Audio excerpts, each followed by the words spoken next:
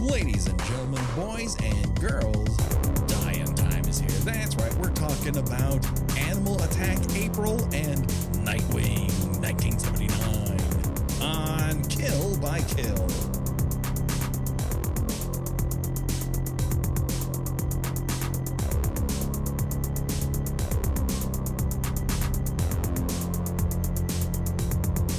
Well, greetings and salutations, Internet. Your old pal, Patrick Hamilton, coming to you once again from the desert vistas of Arizona. This is the Kill by Kill podcast, where we're dedicated to celebrating the least discussed component of any horror film, the characters. And of course, this is Animal Attacks April. So this is our chance to talk and make jokes about people who die via vampire bat in the hopes that we can make jokes at their expense. You know how it goes. Anyways, there's only one person I trust, that if I try to get inside that van, she will make sure I die underneath it. The one, the only, Gina Radcliffe. How are you doing today, Gina? I'm good. I have my wig that's held on with a hat. That I'm just I'm ready to play an extremely convincing Indigenous person. Well, you're tan enough. You're vaguely Italian, I suppose. That's all it takes in Nightwing 1979. Yeah, I don't even know what Stephen Mock is trying to do, except he's wearing a lot of turquoise jewelry. Yeah, it's Indigenous by bolo tie. There's wow. I'm going to just say this right up front. Like, this movie is kind of an open insult to the indigenous people of North America, but it's also Jaws. So we all square, everyone. I think we got it. But I don't want to scare you, Gina. The thing is, we're not alone. That's right. We have a special guest. You might know her as a writer or a film producer. And of course, her work is the director of the incredible Salem Horror Fest. The one, the only, Kay Lynch. How are you doing today, Kay? Hey, I'm doing great. Thank you. I'm so happy you are here. Been wanting to have you on for a while. And of course, I saved the best for you. 1979's Nightwing? You know what? I like this movie a lot. I don't know why. Everyone has terrible reviews. Obviously, it was reviewed poorly at the time, but I'm ready to make a defense of this film. I will say this. There is 90 minutes of this movie that are kind of so-so. And then one scene that is so fucking amazing that everything else is held up by it. We've talked about movies that are U-shaped, that start strong, end strong, sag in the middle. Here, the U is inverted, where it doesn't so much start great or end great, but there's one scene in the middle that, holy cow, if the rest of the film was pitched at that level, this would be a fucking classic. Are you talking about the shaman who's basically like, I have to kill you all? No, that's on the way up. I would say the death of the Christian missionaries. Oh, well, yes. Okay. That is where this, like, I think I saw that clip. I think when Scream Factory put this out as a twofer with another movie, I saw that they posted that clip, and I said, well, whatever that is, I gotta get it. Right. That's an instant buy. And I got it. And I kept waiting for the movie to reach that level. And then it did. And then I kept waiting for the movie to reach that level again. And it doesn't quite ever do it. But holy shit, what a great, and I'll put that in dick fingers, scene. And the rest of it is very, very weird. Now, Kay, you like this movie. I assume this was the first time you had ever seen it. It is. It was. Okay. And Gina, had you ever seen this movie before? You know, I feel like I have, but I think I'm confusing it with seeing parts of it in Terror in the Isles. Sure, yes. And again, it was that scene, the bats around the campfire scene, but I didn't remember that it got so weird that, like, Christian church missionaries were basically like, fuck them bats, fuck them wives. We gotta get out of here. It's got big fuck them wives energy. Yeah. good Christian fun. Yeah, I am beating feet so fast out of here. I've literally run over and shattered my wife's spine. Oh my God. It's an all-timer. Honestly, this scene is unbelievable. Like, now we all have partners here, so imagine you're trying to escape and like your partner is stuck outside the car and they're beating on the window begging you to let them in, and someone says let them in, you're like, I can't, they'll bite me. it's horrifying. Oh God, he's such a dick. He's such an asshole. And then you're so into making sure that you're the person that you love and have entered into holy union with is kept outside. You don't even notice that there's a bat down your pants. Oh my God, that scared me. that was like, and it's a little puppet. Yeah, it's so cute. I don't know how he didn't know that. Did this single-handedly stop the trend of opening your shirt down to your belly button for fear that bats might hide inside your loose polyester? I want to believe that. Is that a bat in your shirt? Wow, that person has some sexy chest hair. Oh, I'm sorry. It's a vampire bat. They're just hanging off of that Coke spoon medallion. Sleeping, mating, feeding, fucking, all the things that vampire bats do. Oh my God. This movie owes an apology to the vampire bat community. Because you've got like David Warner with the exact same hair he had in The Omen, which cracked me up. Like that like mod page boy haircut. Yes. And he's just like, they're pure evil. I know. He's got like, so many good monologues. I'm like, I want to perform these. Like it's like a great Van Helsing like role. It is. It's and very it's Van Helsing. If his next monologue had been how vampire bats killed his wife and children, I would not have been surprised, because he's like, they don't know anything but murder. Yeah, and like vampire bats are herbivores in real life. They absolutely are harmless to they may occasionally attack. When I say attack, I mean nip at. They're very small. Yeah. But they're harmless to humans. Yeah, and whoever wrote this movie just heard the word vampire and like, well, that's it. That's what this movie's about. They're vampire bats. You're more in danger of getting rabies from them than like them tearing chunks of your flesh out. I mean, in our last episode, we talked about the worst things that were suggested by Jaws by Peter Benchley. And now add this to the list. It's so weird. Every time we do Animal Attacks April, that they all thematically link together in some weird way. And now we have this sort of aftermath of Jaws, all the bad decisions people made after Jaws. The craziest thing for me, no, well, maybe not the craziest, but the craziest thing up front, that this is based on a novel. I want to read it. Real novel. I do. I want to read it. I want to read it too. I don't know what. Apparently, there are some pretty significant differences. I don't know what they are, but I would like to see a little bit more here. Yeah.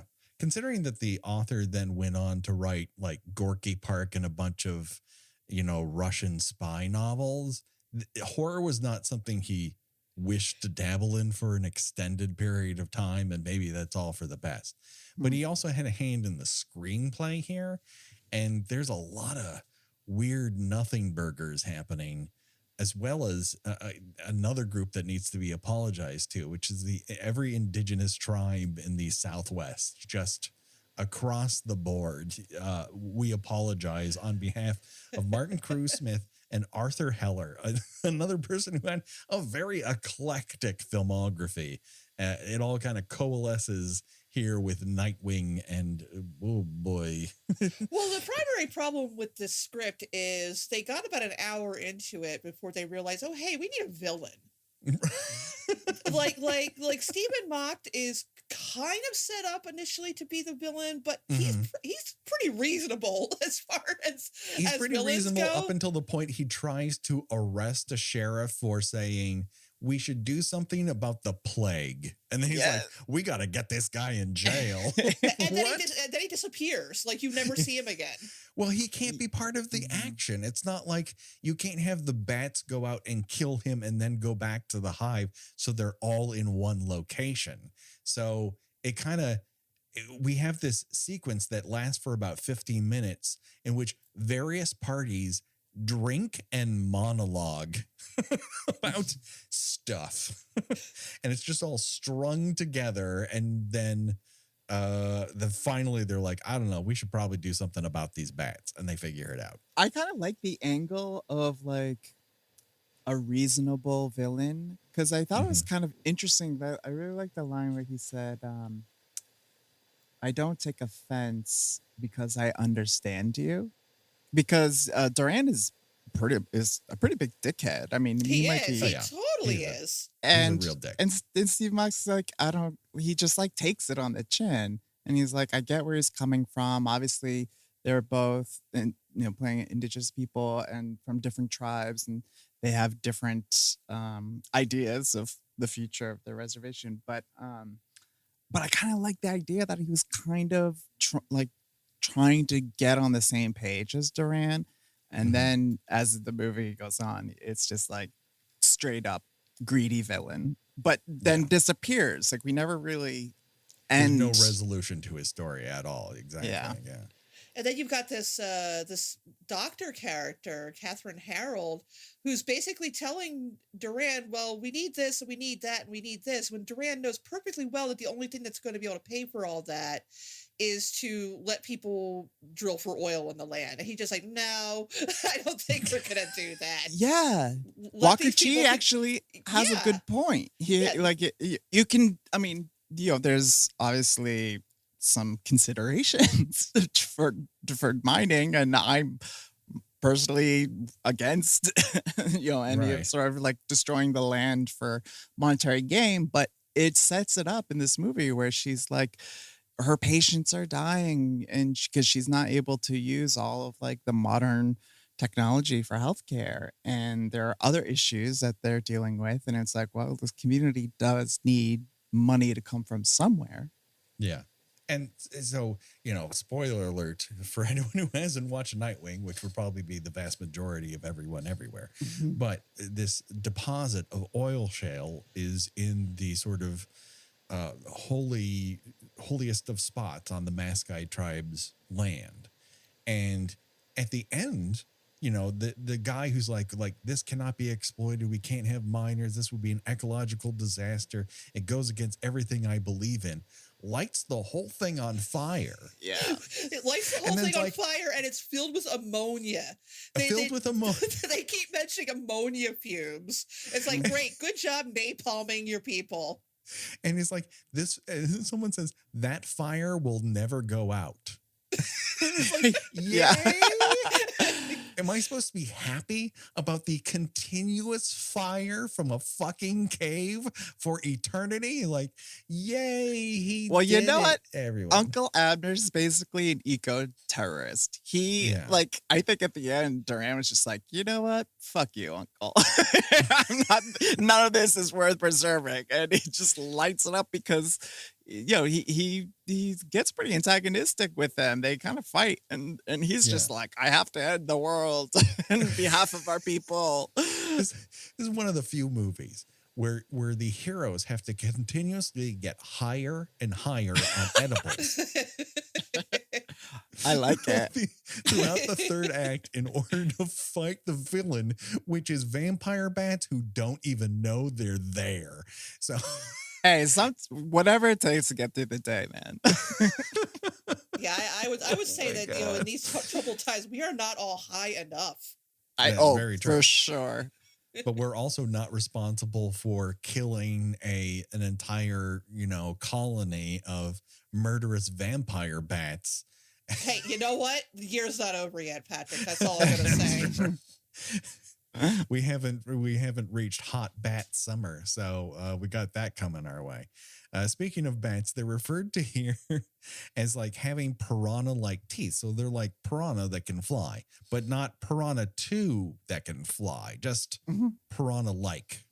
I guess like piranha jaw, like teeth, you know, and because these little chattering, cute little little flying mice. Yeah. Have either of you ever encountered like an actual bat? Yeah.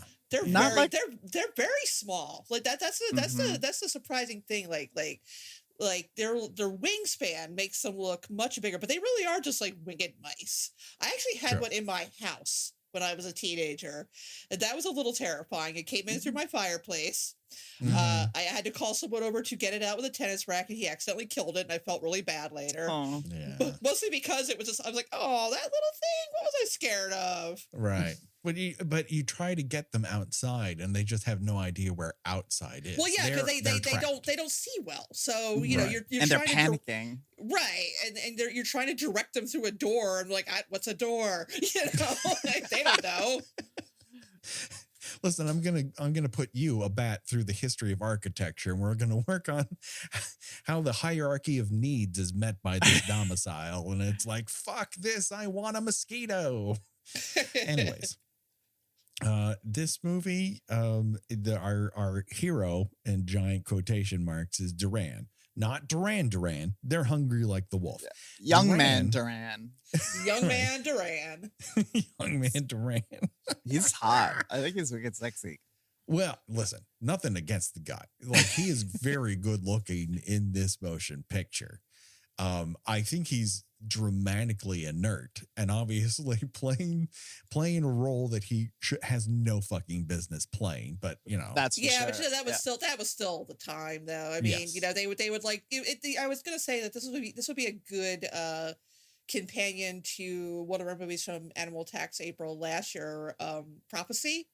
oh yeah, Which played also was released roughly about the same time. Mhm. Played into the environmental angle, had some really sketchy quote unquote Native American folklore attached that a white person clearly made up attached to it. Mhm.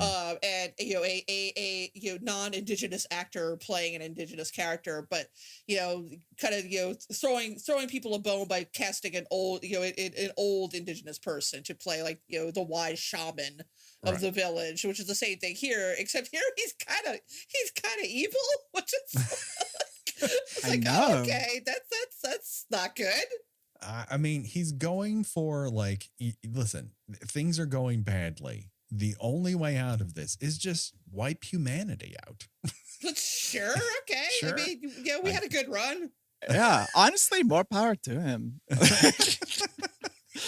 I love it that he, like, his whole thing, he's just like, oh, I've decided to end the world. This all has to go. He says, what does he say? The damn Bahanas, the federal court, the Indian Bureau, the mining companies, and all them Anglo City putting out their poison. He's like, fuck them all. He drops the mic. He's like, I'm going to kill myself. Take everyone with me. Good night. Release the bats. Yeah. You know what? I mean, I kind of dig that. But the movie tries to play it both ways by basically saying, okay, this person set this into motion, and the entire point of it is to have a complete apocalyptic disaster. And also, it's just a colony of vampire bats that came up from Mexico and lighted in Arizona. So as far as apocalypses go, its scale is very small. It's like pretty much a bubonic plague distribution system is what it comes down to. Yeah. But all right, what are you gonna do? Anyways, Duran shows up to a ranch where a bunch of horses have been attacked, and we don't know by what yet. But of course, we saw the poster when we bought the ticket, so we know it's bad. Anyways, he walks in there, and he goes and he stands in front of these dead horses and says, "I can't do anything about that." And folks, when I say get used to that attitude, then that's what you got. Our hero can't do anything about this and kind of stands around going, I wish somebody else would do it, and no one does. Well, But- no, then someone comes down in a helicopter and he's like immediately mad. He's like, why did you invite them? Why'd you ask them for help? But it's like, you literally just said that you couldn't do anything. But he really wouldn't like anyone else to do anything about it. So Nope. I guess Walker Chi played by, in our second movie of the month with Stephen Mocked in it, this time not appropriating the weirdest main accent of all time. He's kind of our Mayor Vaughn of this, if you were to put it in Jaws terms, but not quite. But he brought an animal doctor who looks at these horses and pretty much says, I can't do anything about this. So that's two people. Great. Duran then sets off to see the man who raised him, Abner, who has decided it's time to end the world. Right around here, we get a 1-2 punch of Crystal Gale and Kenny Rogers, two of AM Country's finest, everybody. What a movie soundtrack. Two 70s AM classics. Oh, it's great. It immediately, it's like, oh, this is a real movie. This actually has a budget. But those are the last two music cues we get. I know. It's so weird. Oh, and then there's Henry Mancini's score. Oh, yes. And of course, longtime listeners of the show know that Henry Mancini is a bit of a sore spot for me because he, of course, created the Pink Panther theme, the song that made me scared as a child to go to sleep. Henry Mancini traumatized you. Yes, very much so. All right. He creates a soundtrack here that is ill-fitting and slightly jazzy, so you know it's Henry Mancini. Also in the movie, we have the luminous Catherine Harold playing Anne. She's delivering babies. She's writing letters. She's sexing up Duran in the hot springs and heading to Houston for more medical training. And that's what her character is. Oh, I think she's the most competent one because she's got to like survive out in the desert. She's smarter than everyone she's traveling with. She's the only one who survives the debacle of the Christian missionaries. And, there's not enough. Like there's like so much setup that doesn't get resolved, which is a bummer. Right. Because I really do like where a lot of this is going. And it just kind of, they don't tie it together when it's all there. Like they could have just made it like the miners, digging, release the bats. Yeah. There we go. That's the reason. You didn't need any of this like bullshit mysticism. Yes. I think the bullshit, either you go all the way with the bullshit mysticism or you go all the way with the other dabbling in nature where he shouldn't. Either of those are perfectly fine directions, but you can't have them both. And this movie desperately wants to have them both. Yeah, there are a lot of characters who surprisingly make it to the end of the movie. Yeah, and when you meet them, you expect them to be designated as dead meat, like Stephen Mock's character, David Warner's character. It's like, oh, okay, they're gonna die at some point, and then they don't, which is really surprising. They live on. Storied character actor Strother Martin waddles into this movie, I might say, and delivers 5 minutes of anti-Indigenous racism for reasons. And wanting to know why Youngman Duran doesn't marry his daughter. Right. And she seems lovely, but come on. I'm not really sure what the point of this scene is other than someone off screen was just putting the stretch symbol in front of the camera, like, go Strother, just keep going. He's like, okay. I mean, he owns that scene. He's like chewing that entire convenience store. But yeah, it is kind of like, all right, we got a lot of, and he's a legendary actor. I mean, he's done a lot of Westerns. He's done worked forever and really, really high profile films like Cool Hand Luke and The Wild Bunch. So they're probably like, all right, do your thing, man. You're a legend. We got him for a day. Let him do whatever he wants. Yeah. This really feels like he accepted amount of money because I'm here for 3 days, one of which you can film. And they just took him for all he was worth. I was a little worried about his perception because, Duran comes in, asks for a bunch of, burial accoutrement. But Selwyn, which is Strother Martin's character, is like, Duran, what's bothering you? I don't know. The death of the guy who raised him. I put that at top of the list. He's still more worried about marrying off one of his daughters. So good news, sweeping into this film with an invisible theater cape is David Warner, who's just, oh my God, always a welcome presence. Yes. Just there's so much flair in what he's doing. He's playing Philip Payne. He's our Quint, but he's also our Hooper. He's a lot. He's a queen. He's like such a drama queen. Like he's so over the top about every scene. He's just a monologue about how, like you said, the vampires killed his family. That he's done battle with these, he does these like, Vietnam vet monologues about, encountering these kind of creatures before, just that, 1,000-yard stare when he's talking about, tiny, winged mice. Yeah. But he's also like really put out that he won't, like, you won't let him poke through your, father figure and like take samples just cut off pieces of his skin. Take it with him. Yeah. I really need that skin. You're going to be sorry that I can't take that skin with me. This is the other thing about Duran is he's kind of a big dummy because he notices that there's the smell of ammonia on all these animals and Abner, but he won't let someone who can do something about it do anything about it. So I don't know, man. I do like the suggestion that not only are the bats like eating and killing people, they're also just pissing all over them. Pissing ammonia. Just like a little final touch. This is the one thing that more vampire movies need is that you have this incredibly sexy vampire who, takes your neck and exposes the line and then sinks his fangs into your flesh, letting blood flow and then pee. Just pee right down those black velvet pants. Smelly pee. Exactly. Do you remember the Night Flyer, the Stephen King short story? Yeah. Where like the guy saw the vampire come into the bathroom and he was invisible except when he peed. He like peed like red. Yeah. Oh my God! What? And I was like, would a vampire need to pee? I mean, technically they're dead. Well, it's gotta go somewhere. Yeah, I mean they're processing blood for a biological reason. So yeah.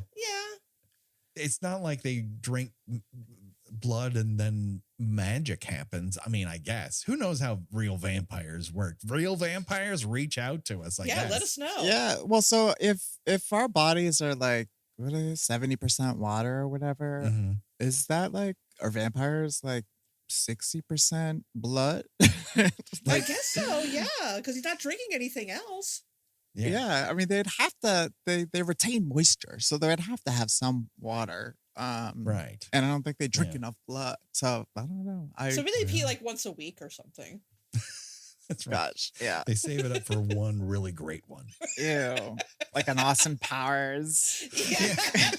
They're doing like a little like hopping around thing. Yeah. Yeah. Don't touch it. You'll get burned.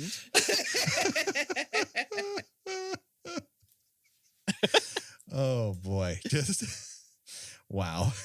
We've reached the top, everyone. We figured it out. We nailed the vampire movie. We did. We figured out P-Gate. Yeah, we found the one vampire thing that has not been exploited yet. Yeah. Now all we need to do is tie this down into a contract, and we're off to the races, baby.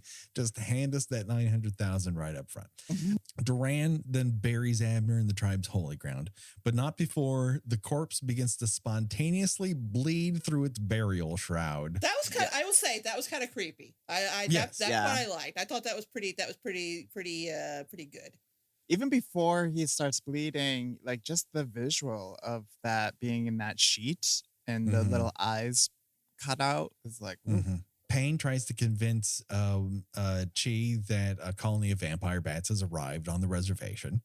And later he drives with headphones on and finds a dead sheep from the previous night, shoots at vultures.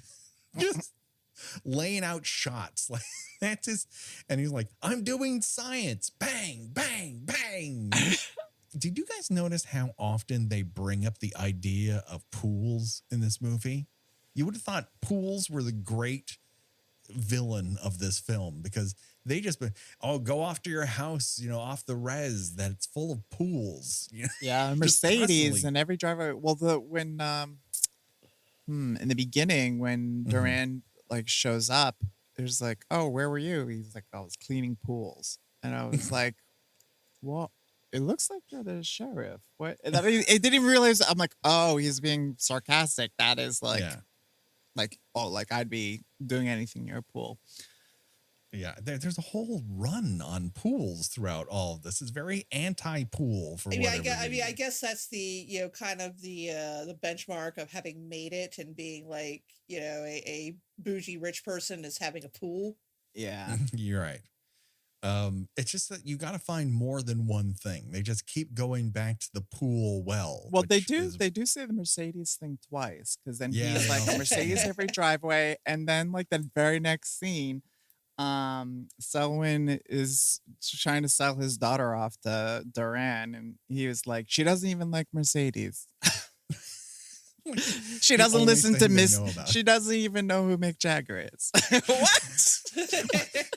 What would happen if she did? I know. It's like, did you raise her in a basement? Yeah. Ooh, my ideal woman. She's never heard of this rock star. Okay, good to know. But into this movie wanders this quartet of Christians that they're somehow going to milk for money for the medical clinic in town. But don't worry, we won't be plagued with them for very long. While they're talking, one of them goes, quiet, listen, when no one's talking. Mm-hmm. And then out of nowhere, the best scene in the movie happens. As bats just fucking attack, and you just have bats screaming at them for a full 5 minutes as they flail around and grab bats with their hands and not know what to do with them. Oh, someone falls into a campfire somehow. Yeah. Oh. Yeah. None of them attempt to run. Yeah. No. Only after like being like bitten and scratched and torn at for like 3 minutes straight does any of them think to try to pull their sleeping bag over them. Right. And the one guy does and just lies on the ground, waits for about 2 minutes, and then is like, now's my chance, and immediately gets inundated with bats. He doesn't even keep the sleeping bag over his head. He's just like, I gotta make a break for it, baby. And then abandons their wives.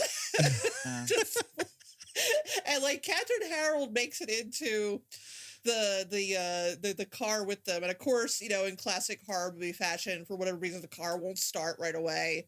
Yeah, and the wife, I think one of the wives is already a charcoal briquette at that point. Right. But no, we're not concerned about her. Her husband isn't upset, or she's dead to all of us. Like she knew the risks of bats when she came out here to the desert. And the other one's wife is like pounding on the window, begging to be let in. And Catherine, you gotta let her in. You gotta let her in. And I know I've said this already, but the husband's like, I can't. They'll bite me. Oh God, dude, they've already bitten you.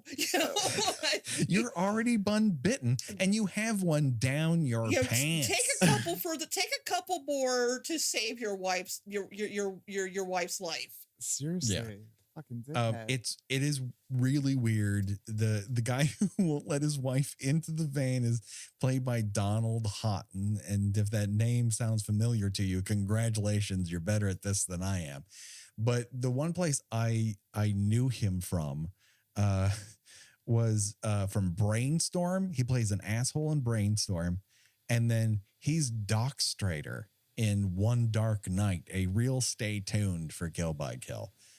He's a Russian sort of a mystic who dies and then awakens in his tomb to hunt after high school ladies.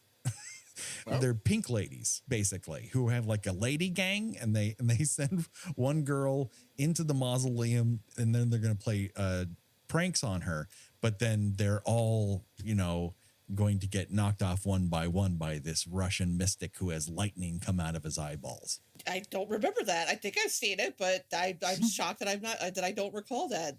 I should see that at once. It is a real wild movie. It's directed by Tom McLaughlin, who directed Friday the 13th Part 6. I love how, like, when the car fight, he does not even swerve to avoid the wife. He just literally runs right over her. I think he's doing the best he can. He didn't know. I mean, it was just like, because she's doing the best she can do. She's like, I'm going to get under the car. Maybe the bats won't be able to get me down there. But keep her exposed legs out. So there's not a lot of, I'm not a planer when bats are attacking me either, I guess is what it comes down to. Yeah, cut him some slack. I mean, this panic mode. I don't know how many great decisions I'm going to make with a bat down my pants. Well, too. you know what? Catherine knew something was up. she got in there real quick, and she even before she went in, she was going to check the weather. That's what she said. That's right. But even then, she was like, "Ooh, that owl sounds spooky. The coyote sounds spooky. I'm gonna get inside of the vehicle." Yeah. That's the only reason she survives. The other guy whose wife becomes a charcoal briquette is played by Charles Hallahan. You might know him from the Lethal Weapon series. And the thing. Yeah, that's Thing. right. Well, we never see what his fate is. I presume he died in the car crash. I assume he died in the car crash. I think so. Yeah. So died of guilt. I don't know. They did not seem to have any remorse. No, they were like, neither of them were like, oh my God, my wife or anything. They're just like, go. Yeah. We gotta get the fuck out of here. I know. Wow, God answered my prayers. They're all bubonic plagued up the wazoo. Catherine Harold goes out and fishes for rattlesnakes and bites on cacti and lives long enough to see another day. And Payne finds all of these abandoned women who have died because of their shitty Christian husbands and dictates all of this information into a tape recorder the size of a hardback book. Using a complex system of 4 incidents and 2 lines, Payne determines the central location of the bats. It's right in the middle of the giant X that he makes. Oh my God. It's just like Vivica Fox in Idle Hands. I love the triangulation scene where they're just like, well, this happened here and this happened here. So it just has to be right in the middle of where everything Yeah. It's the only answer. It's just science, Kay. That's how things work. Yeah. Chi decides he's had a fuck enough of Duran and decides to send a bunch of choppers out his way instead of full of inoculations that will save the people he's supposed to be in charge of, just to capture one dude who wants to inoculate them. I actually had to watch that scene a couple times. I was like, what is going on? This escalated real fast. Yeah, it's out of nowhere. Well, that's what I talk about. They got an hour into it. It's like, oh wait, he needs an antagonist. Well, the bats are the antagonists. Right. Yeah. They're trying to make him a Mayor Vaughn, and it doesn't really work. It's a very first draft idea. They needed a couple more passes at this to make this work.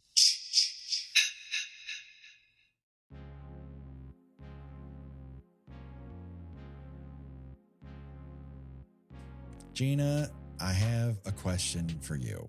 Yes, Patrick.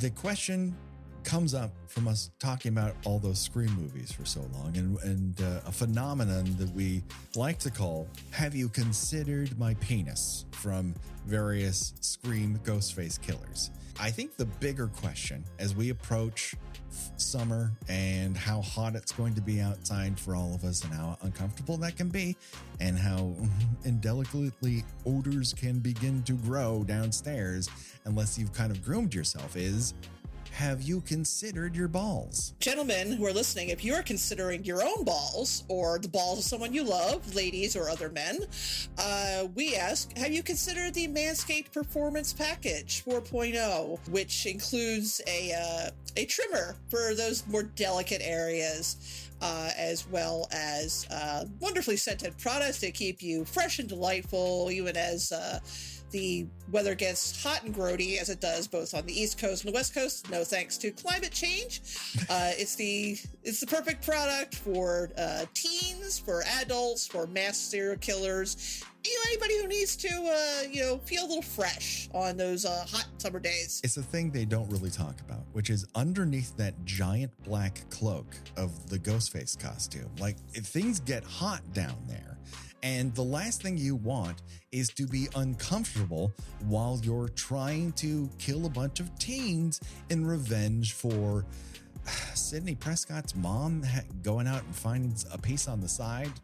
We still don't really understand this. I mean, that Sidney Prescott's mom, would really, of all people, would really appreciate a clean and well-groomed genital area.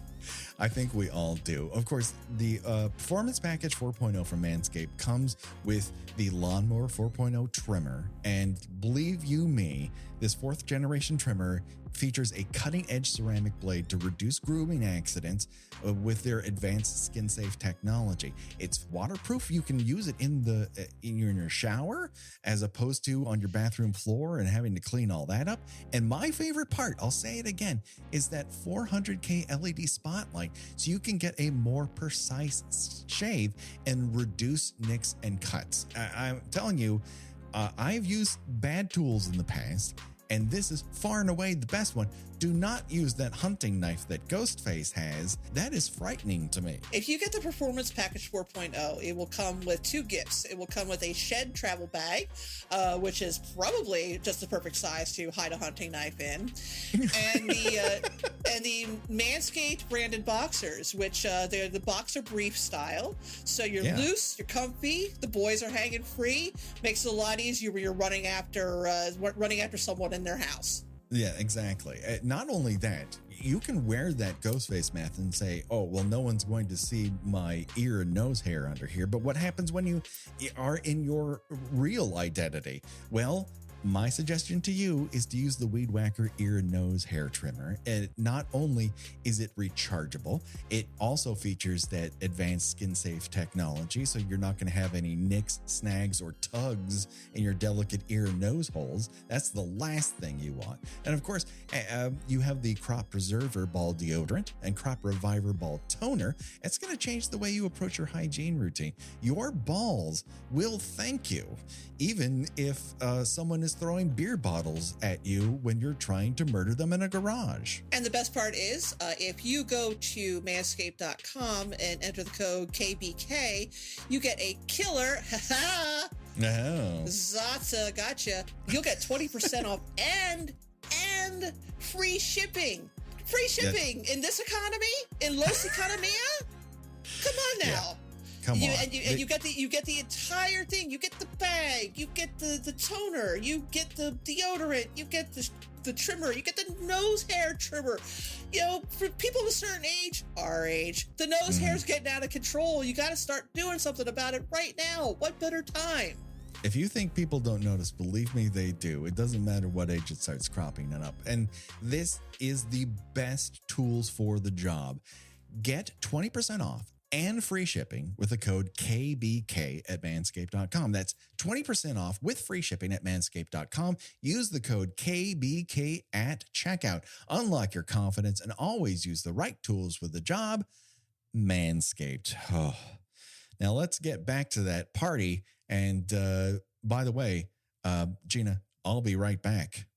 Oh. All right, the body count continues. There's a lot going on in this movie, but eventually, like at a certain point, they just have to get to a third act where they're like, let's kill the vampire bats. So Payne finds Duran. Payne and Duran find Catherine Harold, and they're like, we got to do something about this. So they build an electric cage. Oh my gosh. And then Duran holds a metal pole threaded through the electrified fence with a blood bag so that Payne can tag one of the bats through the metal fence. He's shooting through a metal fence. An electrified fence. Yeah.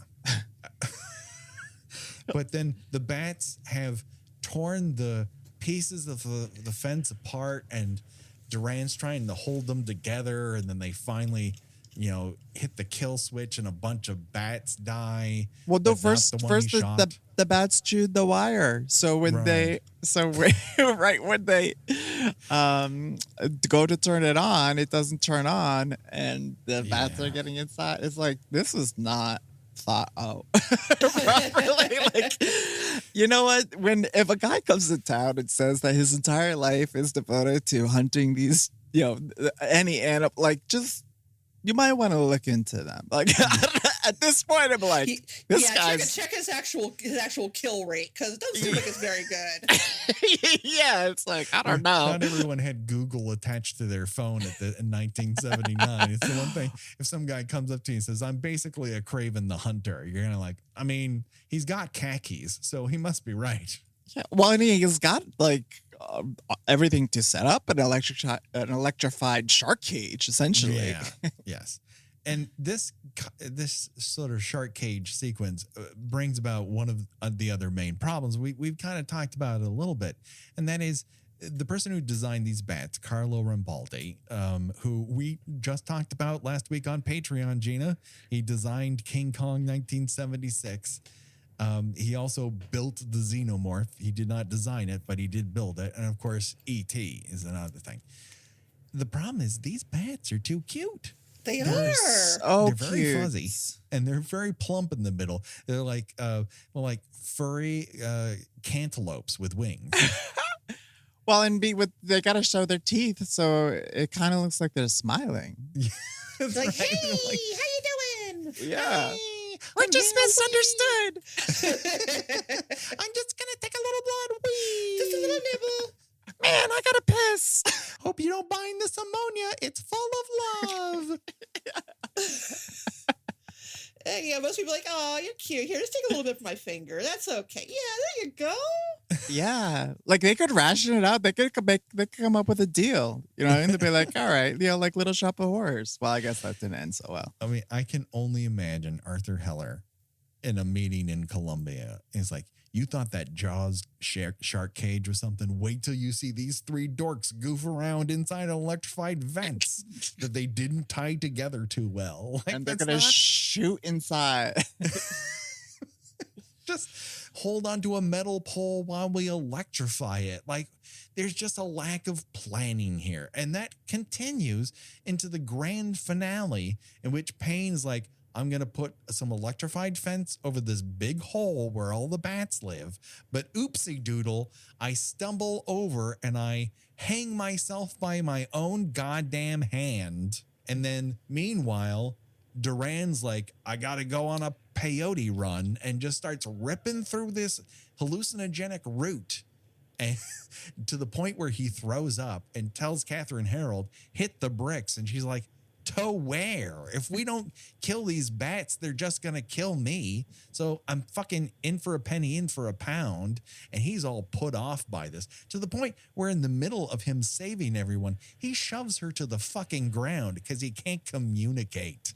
No, it's weird. Well, and Payne is like, all right, I'm gonna scale down this like chimney or whatever, this opening, and Duran's down there. It was like, he's just like, oh, hey. So, wait, why didn't you tell me where the door was? Like, I was so confused. I mean, he must have got so high. He just like stumbled across like a secret passageway. Yeah, I don't think he meant to fall and get hung by a rope. That just happens because of some sort of Buster Keaton happenstance. And then Duran's like, don't worry about it. You see that batch of soft sand over there in the middle of this cave system? Just swing over towards it and knife your way through that rope, and you'll fall, and it'll be fine. And he hits the ground. He's like, oh, every part of me is broken. He's got that. He's got my favorite effect, the mouthful of Twizzler juice coming out. Like, well, and he gets kissed by the bats too. They kind of nibble on his lips a little bit. Like, oh, you left some out for us. Thanks. This one's right on the ground. We don't have to chase it or anything. Catherine Harold's like, I'm fine. Yeah. I'm here. This asshole's been trailing us for days. And meanwhile, Duran is having a phantom conversation with his uncle dad. And he's like, I know what to do. I'm going to hammer at this fucking cliffside and put a bunch of rocks around the painting. And I'm going to close the circle. Then he dips his shirt in ammonia because we got to get the shirt off that guy. Because look at what he's packing. We just got to see it. I mean, And I'm not complaining. No, But also, it's not just ammonia, it's piss. right. It's a big pool, like pond of piss. It's a big pool of flammable piss that the poison that's the only thing that can kill these bats has been dipped into. And so he's like, all right, I'll just put oil shale all around this painting, wring out my shirt, light it on fire, and that's going to solve all of our problems. But he doesn't say this to anybody. He just starts pounding on a fucking wall with a hatchet. And when Catherine Harold's like, the fuck are you doing? I gotta open the circle. He's like, I gotta close the circle, and shoves her to the fucking ground. Now, they all live to tell this tale, but I really hope that she breaks up with him and meets a nice guy in Houston. Yeah, she really. Well, like even from the very beginning, like she's very into him, and he's mildly fond of her. Yeah. At best.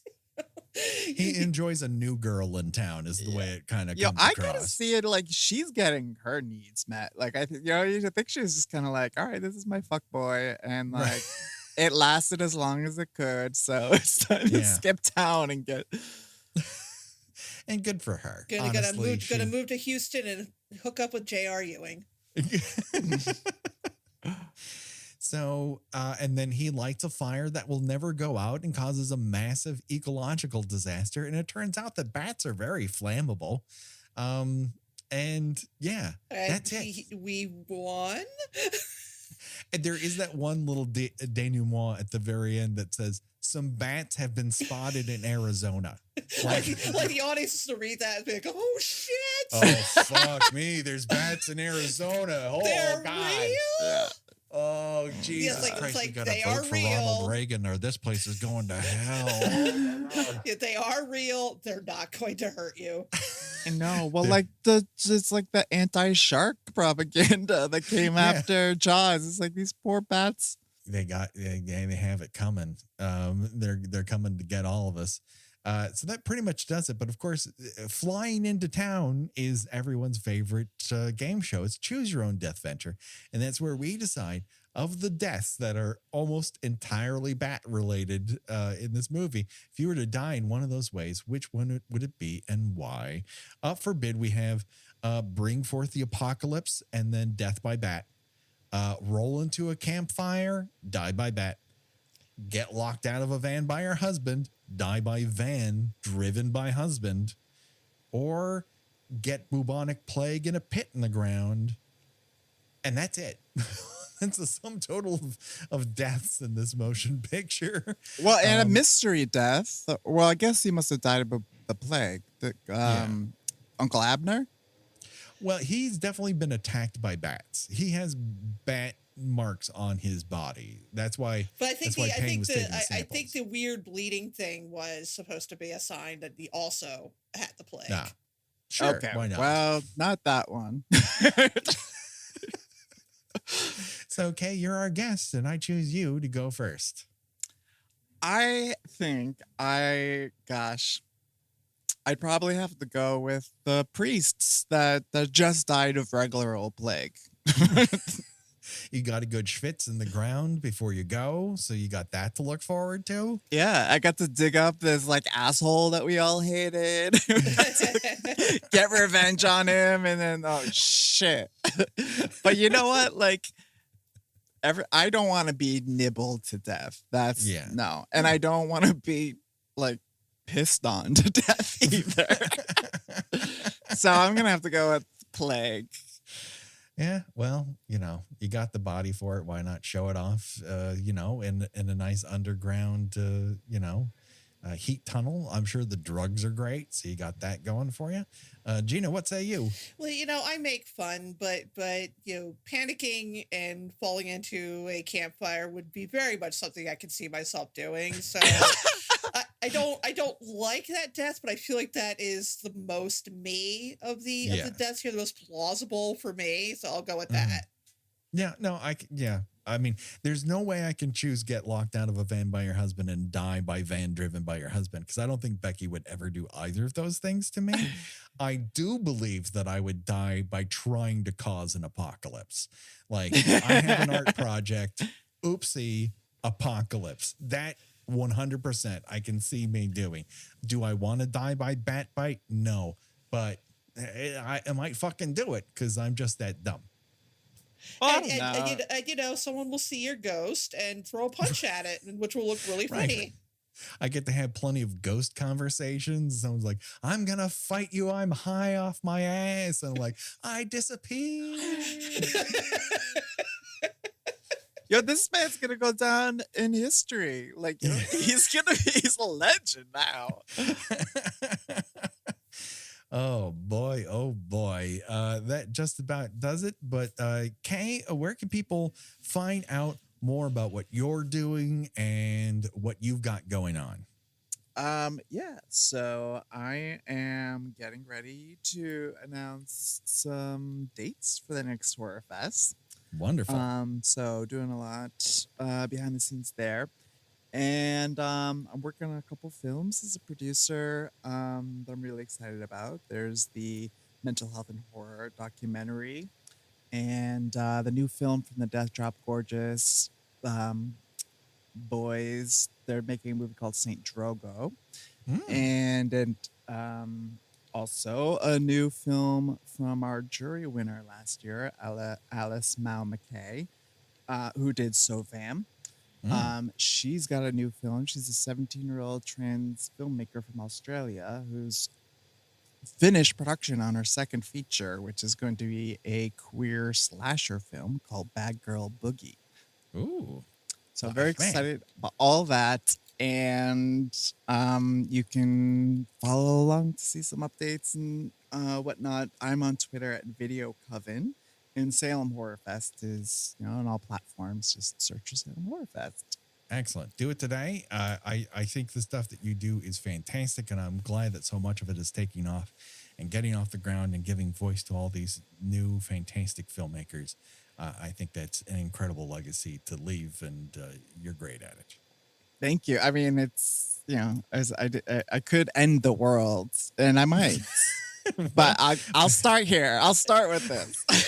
All you need to do is produce a film that brings about a plague of vampire bats, and then we're all done for. And frankly, not a minute too soon. Not a minute too soon. Yeah. Gina, where can people find you on these here internet? Well, I'm not doing anything nearly as exciting as Kay, but I write about movies and television at thespool.net.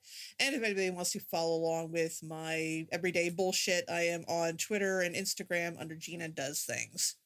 Do it today. People, check it out. All of our artwork is done by Josh Hollis. Visit him at joshhollis.com. And of course, our theme music done by Revenge Body. Go to bandcamp.Revenge Body for our main theme and all of the remixes and all the great stuff that Revenge Body is doing.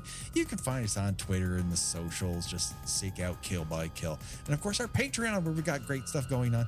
As we talked about, King Kong happened here in the middle of the month. And of course, at the end, we're going to have our Halloween H2O film commentary. So 2 great things for you to get on board with. Please rate and review us on any podcatcher you got that allows you to review us. We'd love to hear from you. That does it. But don't worry, folks. Animal Attacks April will continue with one more movie. The next one to round out the month for myself and for Gina and for Kay. Bye-bye, everybody. Bye. Bye.